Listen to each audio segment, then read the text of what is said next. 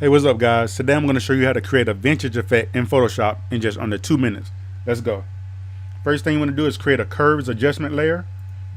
We're going to give it an S curve, bring the shadows down, highlights up.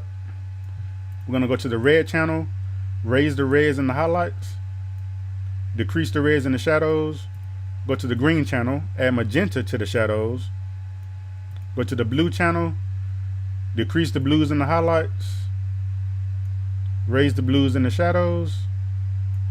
Okay, next thing we're gonna do is create a new layer. We're gonna go to filter, render clouds. We're gonna go to filter, render difference clouds. Now we're gonna apply a levels, drag the middle slider to the right, like that. Okay, then we're gonna go to filter, render fibers. You can leave the variance at 26, strength at 4.